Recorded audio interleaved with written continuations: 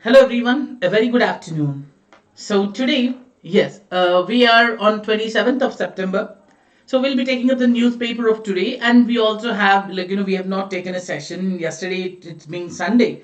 We have not taken a session on Sunday. But yes, we'll be continuing the session. But in today's session, it's not just going to be 27th alone, but we'll take up the topics of 26th as well as both 27th of September 2021. So before we start the session, I just wanted to update you about it. And also, guys, it's I think it's raining heavily in most of the places in southern part of the country. So it's always suggestible that you please take care of yourself and your family and stay indoors, as much as time, due to the cyclone effect that's going on right now. And also, before we start the session, right, it gives us immense pleasure to tell you all that Unacademy has been one certain kind of a platform which is offered more than 160 plus bureaucrats to this particular country from the year 2020. And yes, there are many toppers who have been from Unacademy, be it in the top 7, 7 rankers in top 20, 15 rankers in top 50, and 169 plus people.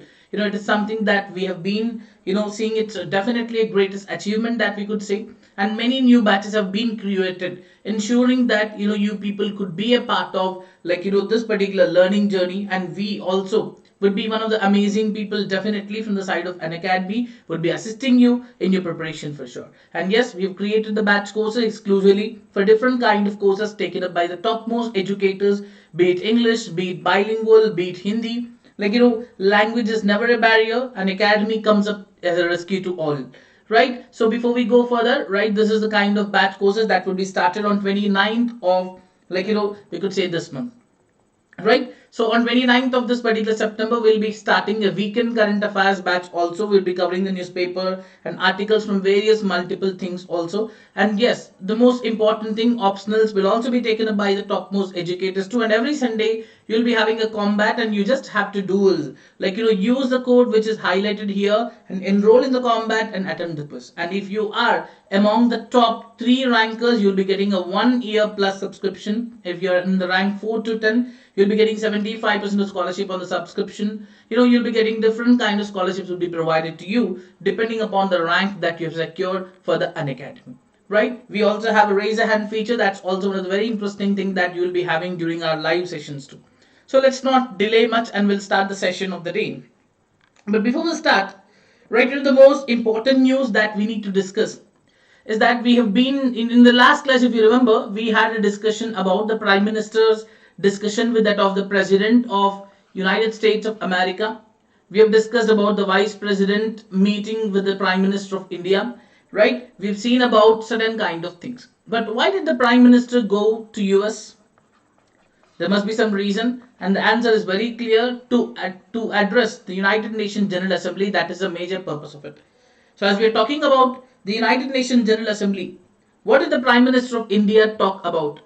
What is specifically that he is focusing on? That's going to be definitely very important thing, because on one side we have a particular neighbor who continues to spread kind of venom against the country, venom against India in particular. It's very important that we also have to do a kind of rebuttal of what they are also saying here. Now accordingly, guys, so what the Prime Minister said is this: Prime Minister called India as a mother of all democracies. This is a very interesting point. Prime Minister called India the mother of all democracies. And he says, he started giving an example of his political journey also. And the Prime Minister did not talk about one issue like that of Pakistan Prime Minister has done. If you know, for more than 12 times, the Pakistan Prime Minister used a word called India. And this is a very common thing for a country like Pakistan, which keeps talking about country like India, rather than talking about what they have achieved, what they have want to achieve, and what they want to see in the world. That is, rather than talking about those things, Pakistan keeps talking about the same thing, which we know that's India, India, India, then it's about Kashmir. This is something which is a very common thing.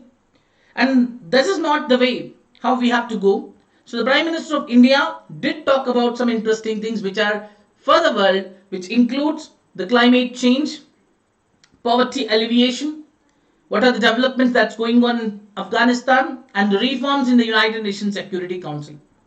It doesn't mean that we have to completely ignore if someone is coming to kill us, we cannot just ignore it. We also have to counter this, isn't it? So that's the reason why Prime Minister did talk about Pakistan and China, but he never mentioned any country name directly, like which Pakistan has done for more than 12 to 15 times. I've used a word called India. Where? How did the Prime Minister counter them? The first important thing is Prime Minister countered them very clearly that, when you mention the word called support to terror groups, we all knew which country it is going to be. Right? That's definitely going to be the country of Pakistan. And there is other one when you say about rules-based international order, that's definitely going to be China. So indirectly, the Prime Minister talked about these kind of things too. And he said that he is representing the mother of all democracies, where right now India is observing 75th year of independence. But it doesn't mean that democracy has started right now in India. Isn't it? Democracy isn't something which has started in India right now, because in India there are democratic institutions which have been going on for thousands of years. And the democracy that you're talking about is our diversity in India is a strong democracy. It's not like India belongs to one particular group or one particular religion, but India is much beyond that, we could say. India is much beyond it. Yes, there is no doubt in saying it. And what is the reason why you say India is much beyond it? The most important reason is this: we have lot of cultures, we have lot of languages, we have lot of regions. So when you talk about these many kind of things, we cannot just say that India is a country which is going through these kind of things. So our diversity is very strong, the kind of languages, the kind of dialects we have. So he talked about this particular case and says that earlier, how come a very small guy who was giving, he talked about his political career over there too. And now, this is just one side of a story.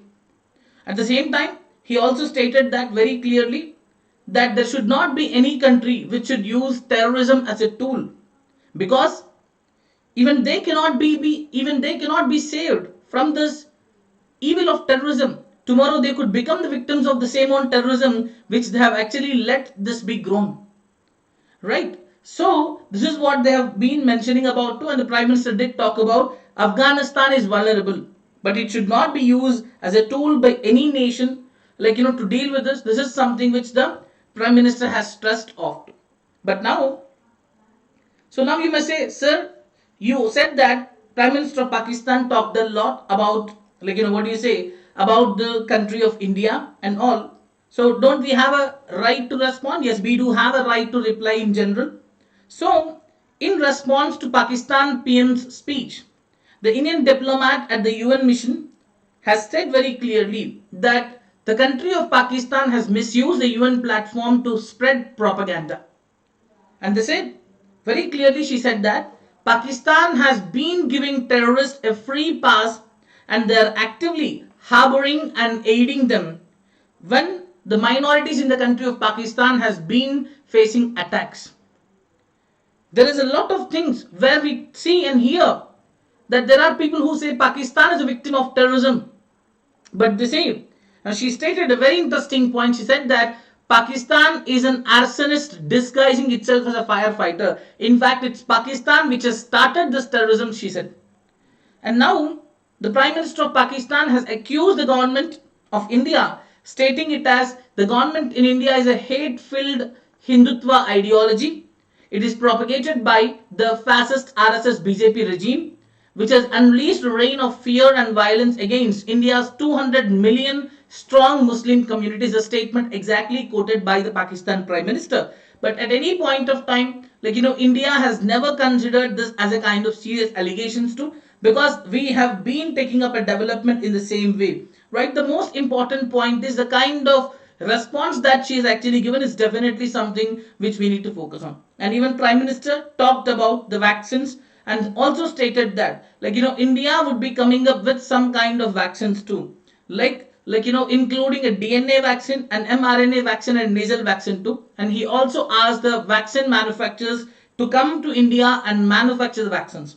Right now, India has the world's largest manufacturer of vaccines, if you know about it. So he even asked this particular vaccine manufacturers to come to India, start putting the investments, and ensure that a great change could be talking about. And the Prime Minister talked about the credibility of United Nations. Even this is very important. See, when some danger, when a person is suffering with some kind of problem, when he asks some help, if let's say the person's friend or anyone who is in a position to help do not come to help or rescue the person at a right time, what is the use of that help? Am I right? So, the Prime Minister stated that the credibility of the United Nations and other global governance bodies has suffered on the matters of climate crisis. UN has failed.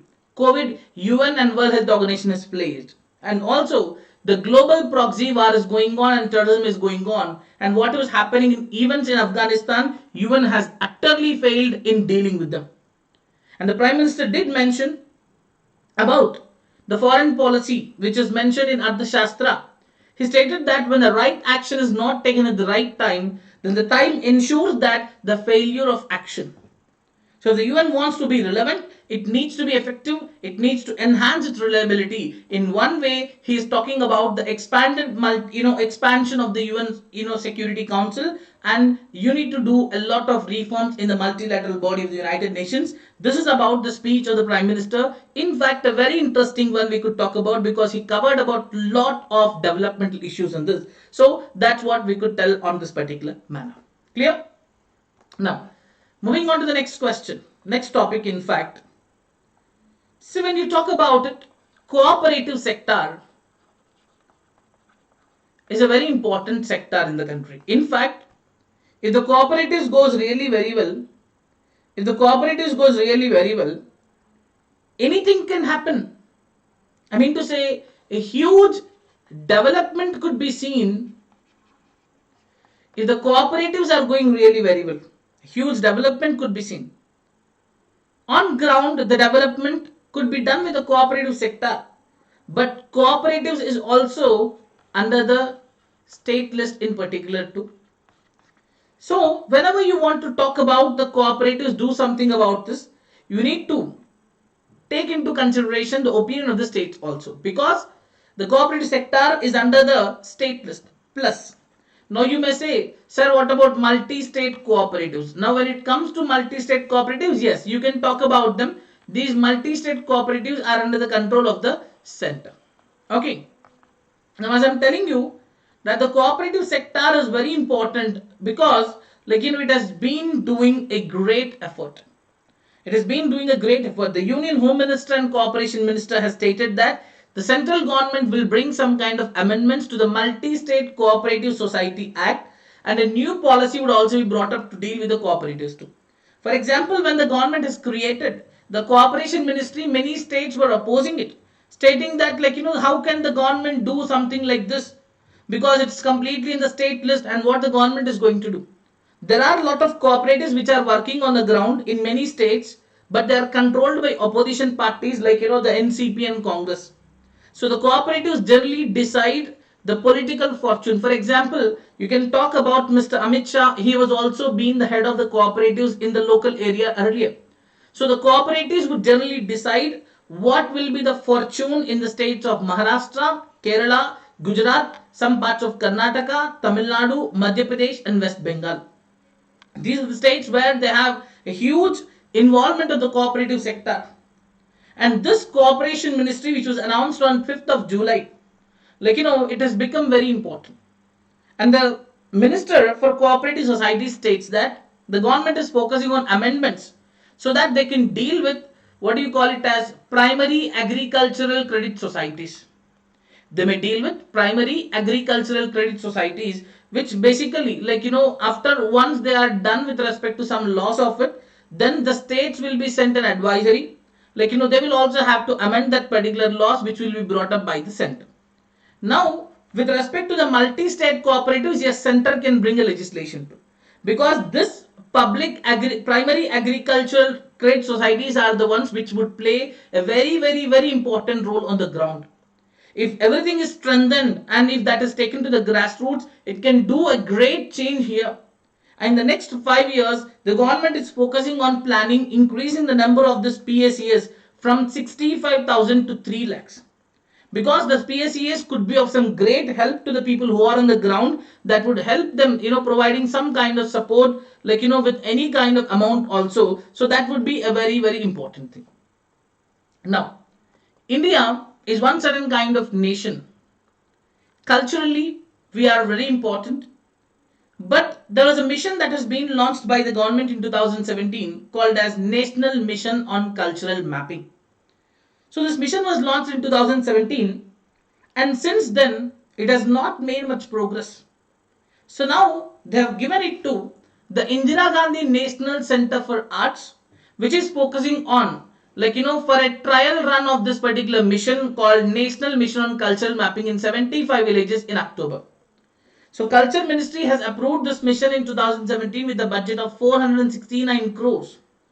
So now the progress of this mission was not that much, so they are focusing on it too.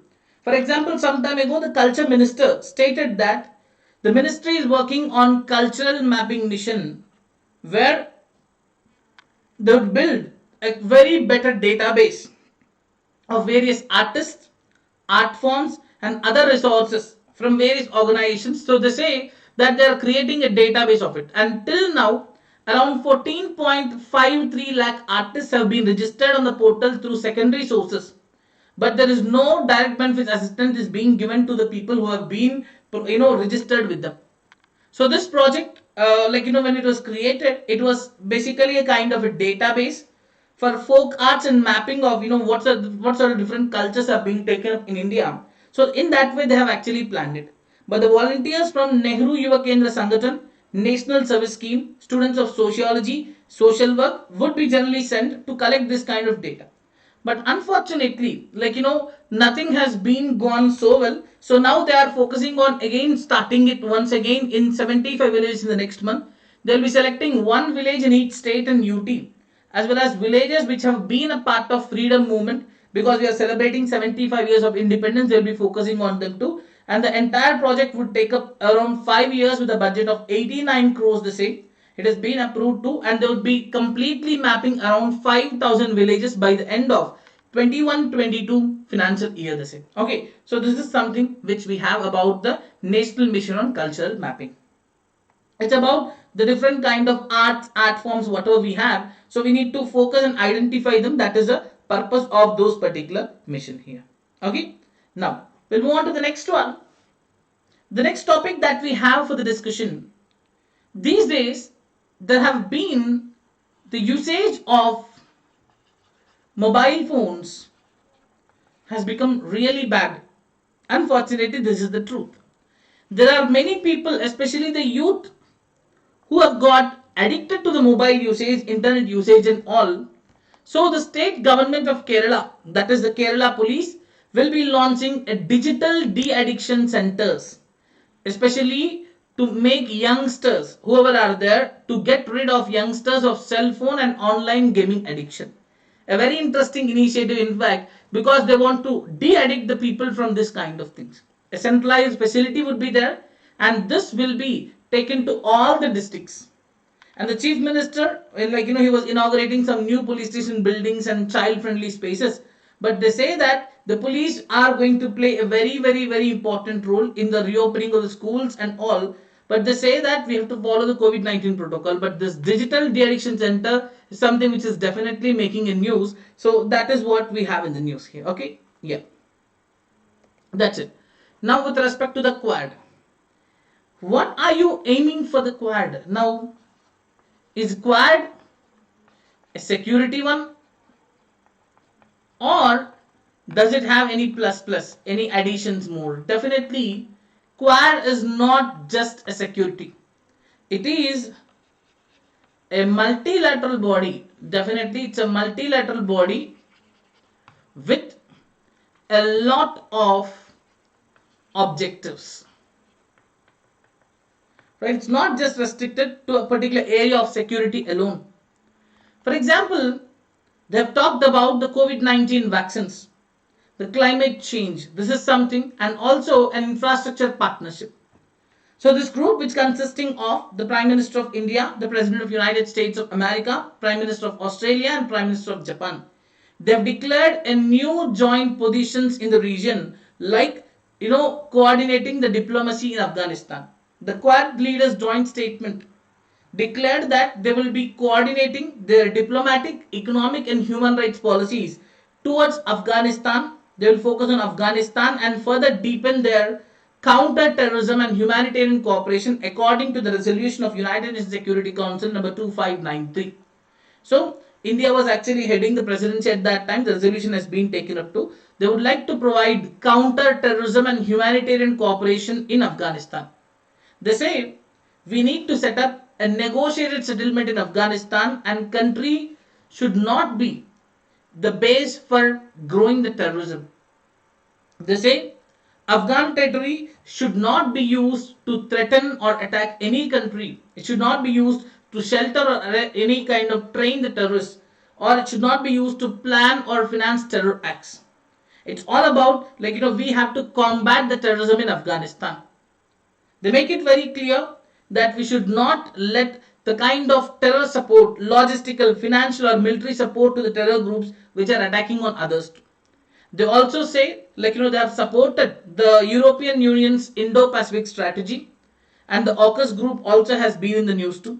And they stated, we have to focus on restoration of democracy in Myanmar, and all the political detainees have to be released too. And the matter of climate, if you are getting my points right, the point is very diverse. They are not just talking about security. And they're talking about the climate. They have stated that they would like to update or communicate the nationally determined contributions before COP26. It also says countries will work to get net zero emissions preferably by 2050. But India has not yet made any kind of commitment because we are still waiting to make this kind of announcement. And in terms of vaccines also, the Foreign Secretary stated India will start supplying the Johnson & Johnson vaccines, with 8 million doses are being made by the end of October. This is another one we also have. They also stated and supported India's export of vaccines too. And they stated that the entire group says that at least 1 billion India manufactured vaccines by the end of 2022 will be given to the world.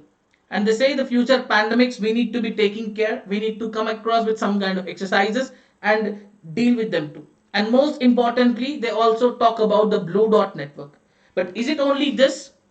Are we not supposed to look into the technology? Yes, Quad also looked into the technology perspective too, but they have not mentioned about the country like China directly. They say very clearly we want to go with developed through a multi-stakeholder approach.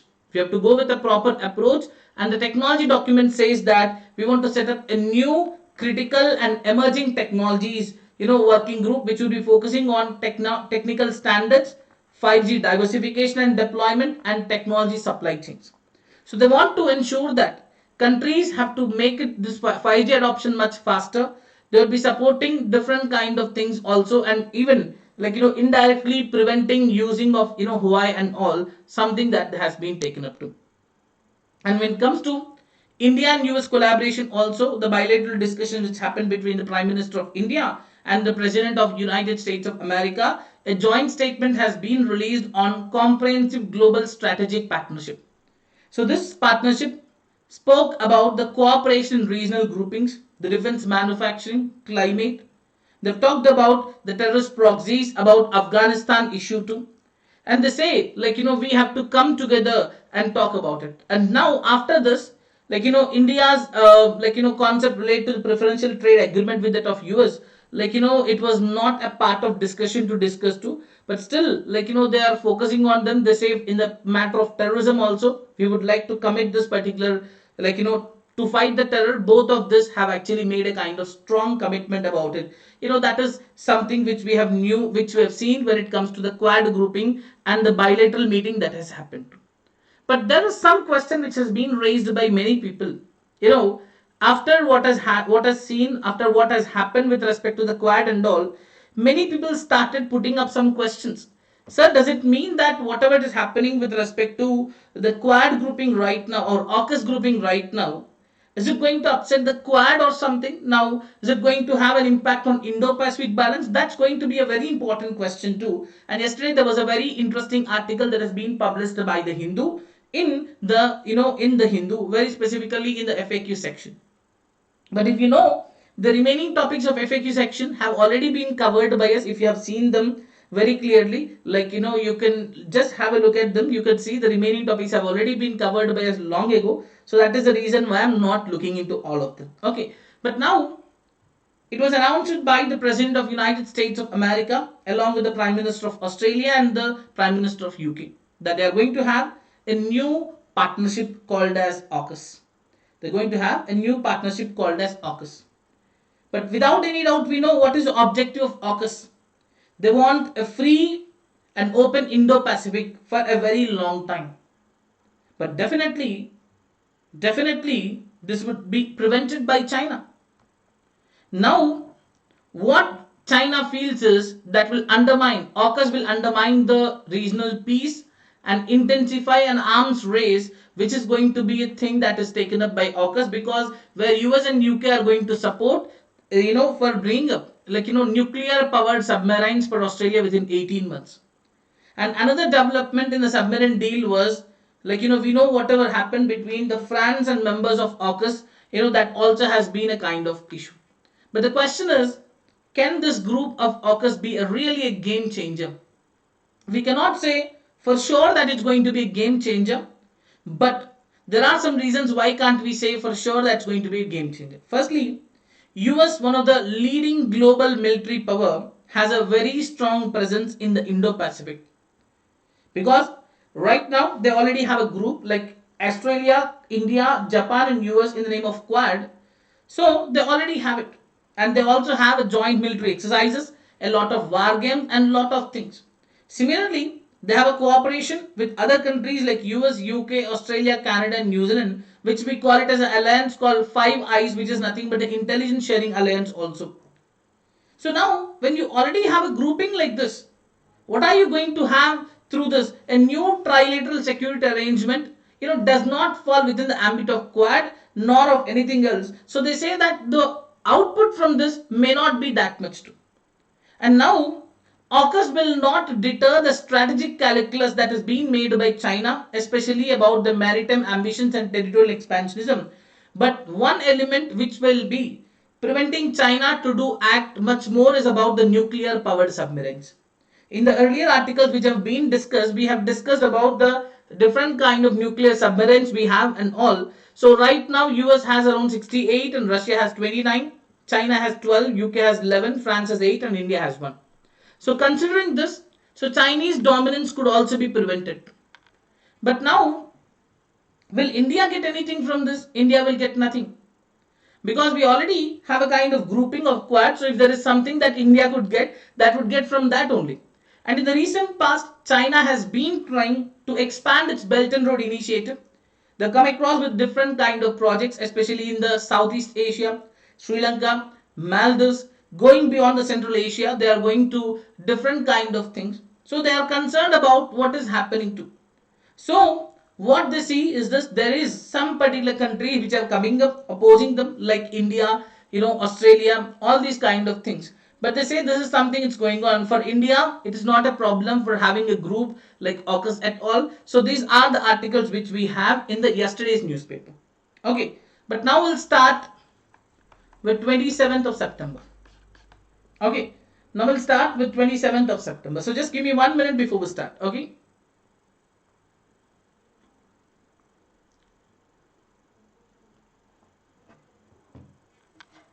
So the country of India has been suffering with one of the major issue. What do we call it as? What do we call it as? Left-wing extremism. What do we call it as? Left-wing extremism. This concept of left-wing extremism has affected a lot of districts in the recent past. The concept of left-wing extremism has affected a lot of districts, without any doubt we could say.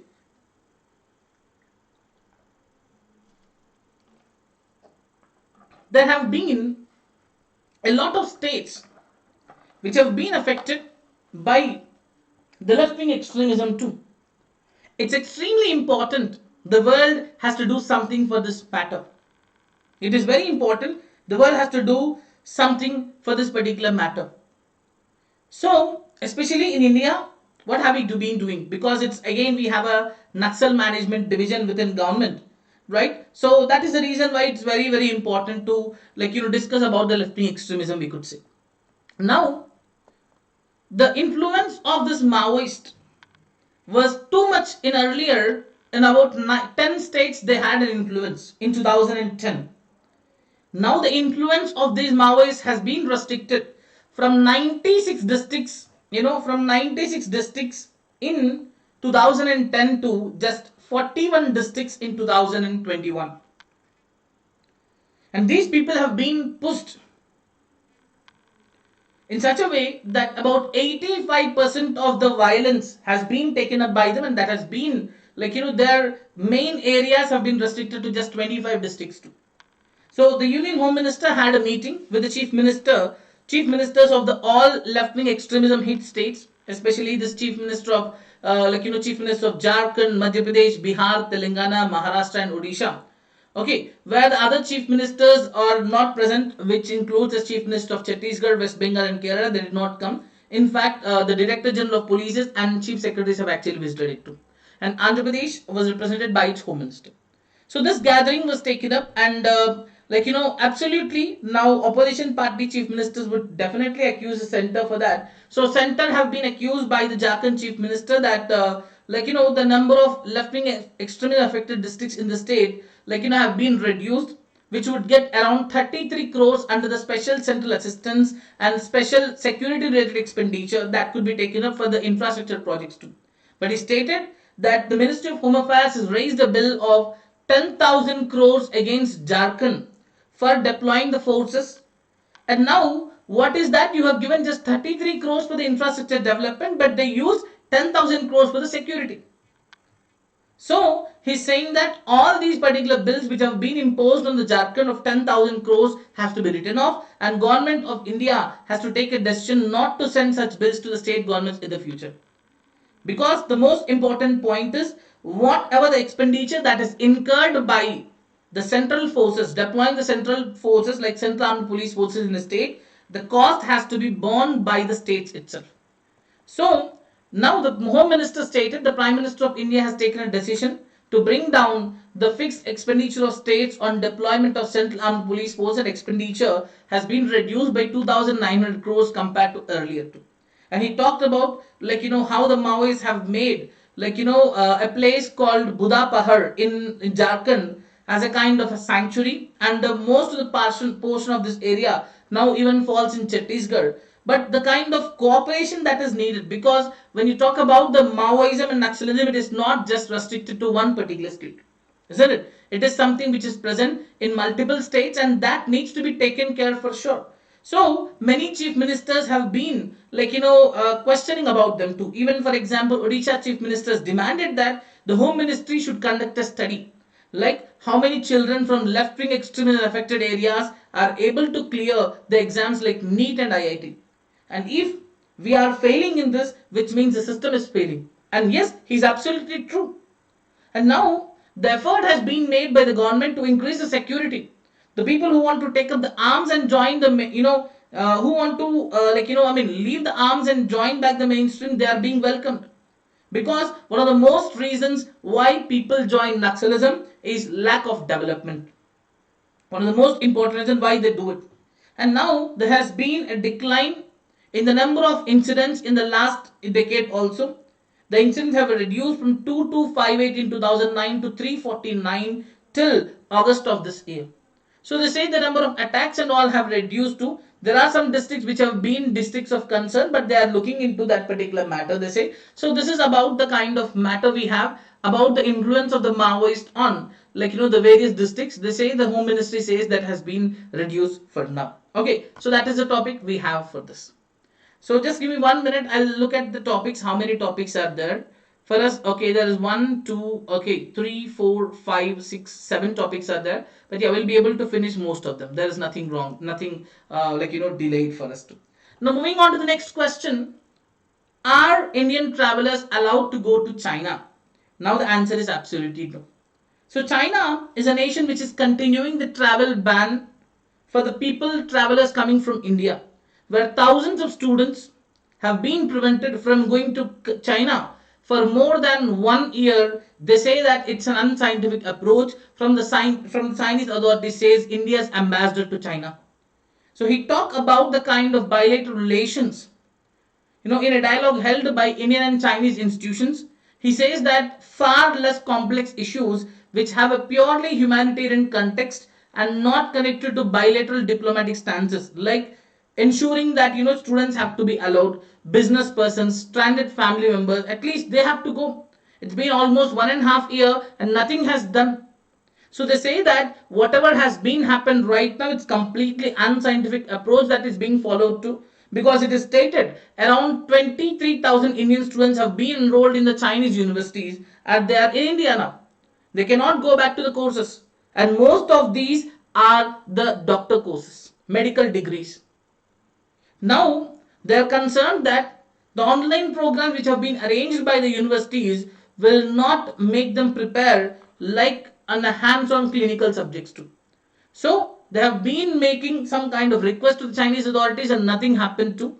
And now they also even sent a letter through email to the Prime Minister of India seeking a clarity and all, but nothing has happened right now. Because there is a change that's happening. We just have to wait and see about what happens to.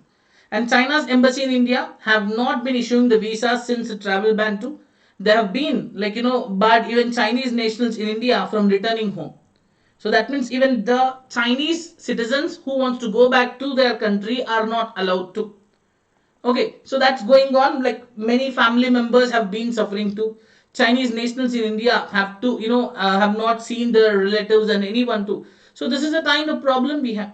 But whereas India has been issuing visas to Chinese people so that they can visit their family in India, and if they visit now again, what happens? Even they cannot go back. So because all the travelers, whoever is going to China, have to go for a 21-day quarantine, but who want to undertake the required testing and complete are not being issued visas at all. But right now, this is a kind of unscientific approach, they say. That's one thing. And there's a kind of key road which is considered as a kind of world's highest expressway by the Chinese. They say the highway from Beijing to Lhasa has been completed. That's it. There's nothing much we'll be talking about it. Now, let's talk about a very interesting area, the role of women in the aspect of judiciary. You must be knowing about it. Some time ago, when almost 9 judges have been appointed to Supreme Court, of them 3 are women. If you remember this, guys, it was considered as the greatest achievement.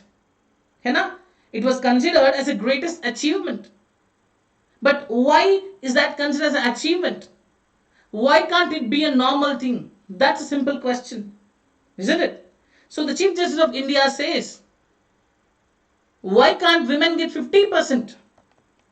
So Chief Justice of India supported 50% of representation for women in judiciary. He supported 50% reservation for women in judiciary. And he even quoted Karl Marx, where he says, women of the world, unite. You have nothing to lose but your chains. So speaking to the women judges and advocates of Supreme Court, the CJI said women constituted just 30% of subordinate judiciary. In high courts, women judges are just 11.5%. In Supreme Court, they have just 4 out of 33. That's just 12%. Out of 1.7 million advocates, only 15% are women. And only 2% of elected representatives in the state bar councils are women. And there is no women member in the Bar Council of India. Is this what the empowerment of women you're talking about?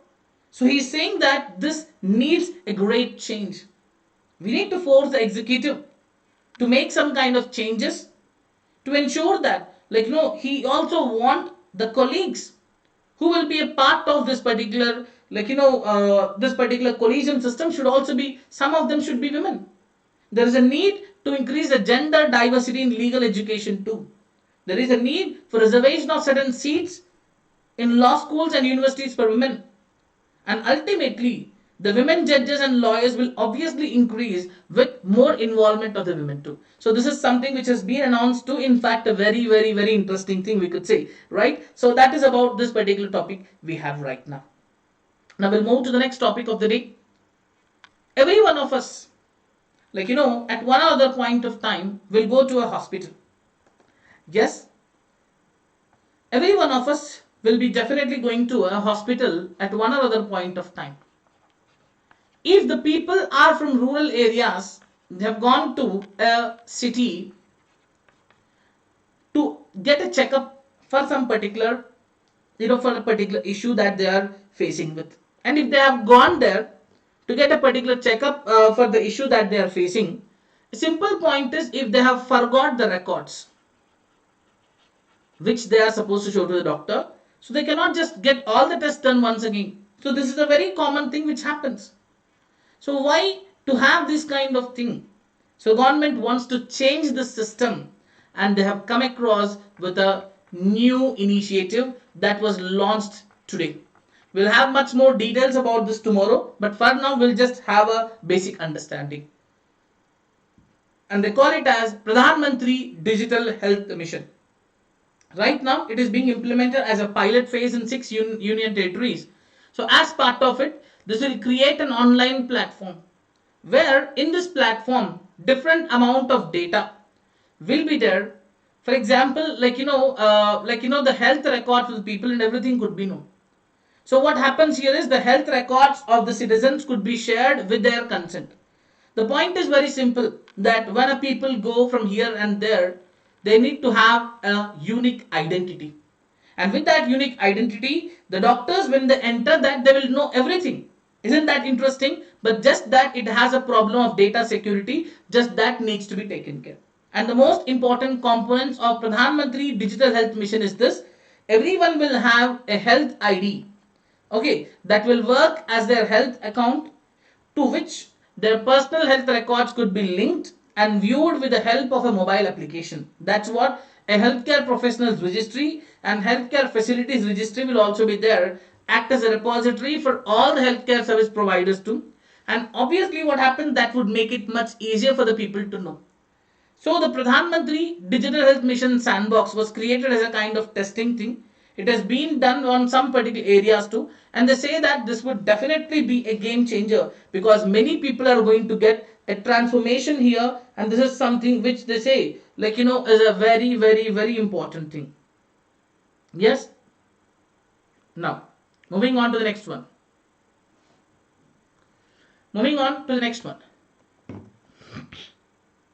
Recently, the Finance Minister of India stated that India needs 4 or 5 more banks like SBI, because the kind of growth that India would see, we need 4 to 5 banks which are very strong like SBI.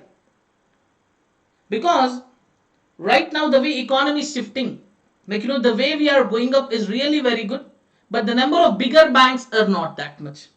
So she was addressing the 74th annual general meeting of the Indian Banks Association, where she stated very clearly that we need more banks like SBI.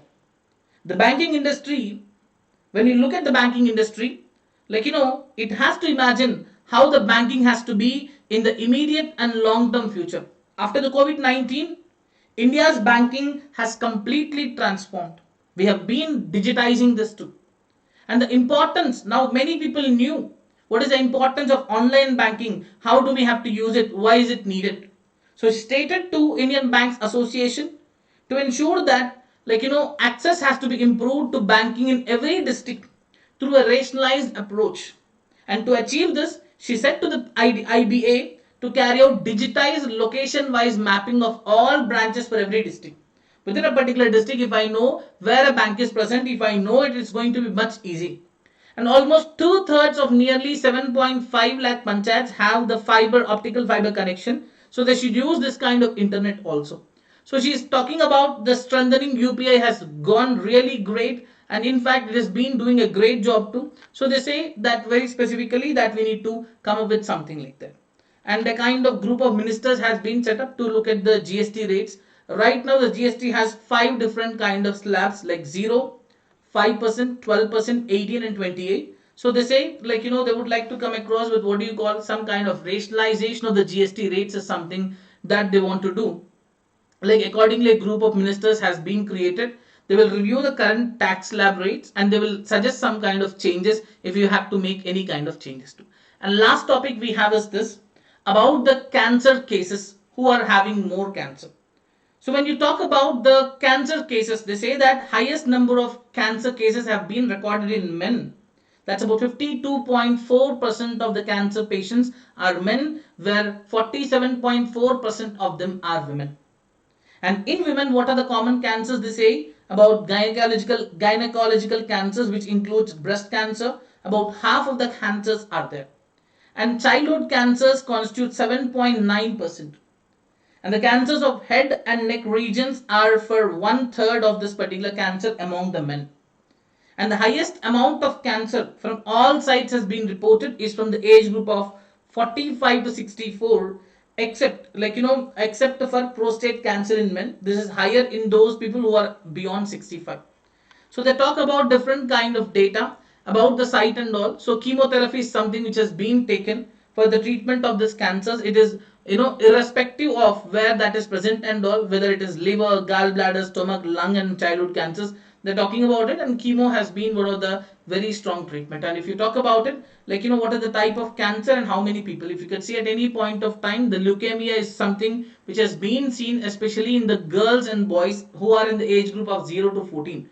Among them, leukemia is highest with 47.4% in boys, and remaining cancers are like this. Okay, so that is what we have for the day today, right? I know it has been a kind of hectic section. It's been a lengthy section today, but I hope everyone would appreciate, because we haven't actually missed yesterday's topics also. Right before we end the session, I would just give you the referral code. It's Ajay IAS 10. Use the code AJIAS10 to get the subscription about discount of 10% off on Unacademy subscription, and you can also use the code on unlocking any feature that is free on Unacademy, including the combat test. Okay, so that is all we have for the day. Thank you so much for joining and have a great day everyone, and Jai Hind. I'll be seeing you all tomorrow. So tomorrow also we may have a session at this time only, most probably. I'll be updating you about it. So that is all we have. Take care, have a great day, and